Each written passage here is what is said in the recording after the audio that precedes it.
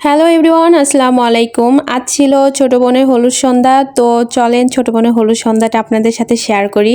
At first সবাই মিলে হলুদের কিছু আইটেম তৈরি করলাম, তারপরে সবাই সাজুগুজু করতে চলে আসছি।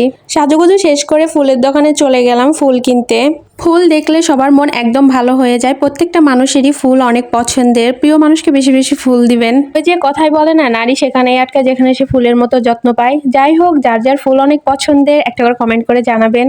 আমরা ফুলের গহনা বানাই নিব, তাই এখানে আমি ভাইয়াকে সুন্দর সুন্দর গোলাপগুলো বেছে দিচ্ছিলাম আর ভাইয়া সুন্দর করে গহনা বানিয়ে দিচ্ছিল। এখানে আপুকে কি যেন একটা বলতেছিলাম, মনে নাই। এদিকে আমাদের ফুলের গহনা বানানো একদম কমপ্লিট। তারপরে সবাই মিলে ভাবলাম কিছু একটা খাওয়া যাক। তারপরে খেয়ে আমরা আরো যা যা কেনার বাকি ছিল কিনে বাসায় ফিরে আসলাম। বাসায় এসে দেখি ফটোশুট চলতেছে। তারপর এদিকে কিছু কাজ বাকি ছিল, সেগুলো কমপ্লিট করে নেই। এখন বর বউ আসার পালা, আর আমাদের অনেক ইচ্ছে ছিল বর বউকে কোলে করে নিয়ে আসবে।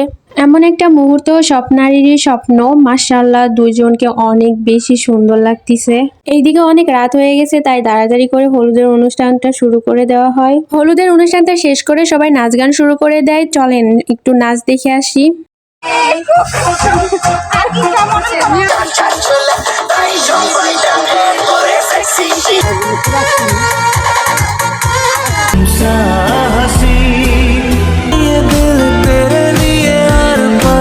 নাচানাচি শেষ করে সবাই অনেক ক্লান্ত। তারপরে আমরা খাইতে বসে যাই, আর এখন বাজে রাত 1টা। তো আমরা বাসায় যাওয়ার প্রিপারেশন নিচ্ছিলাম।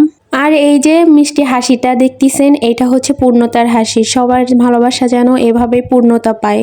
আল্লাহ যেন প্রত্যেকটা মানুষের মনের আশা পূরণ করে দেয়। ওদের জন্য দোয়া করবেন আপনারা। যাই হোক, এই ছিল আজকের হলুদের প্রোগ্রাম। সবাই ভালো থাকবেন আর আমার জন্য বেশি বেশি দোয়া করবেন। আল্লাহ হাফেজ।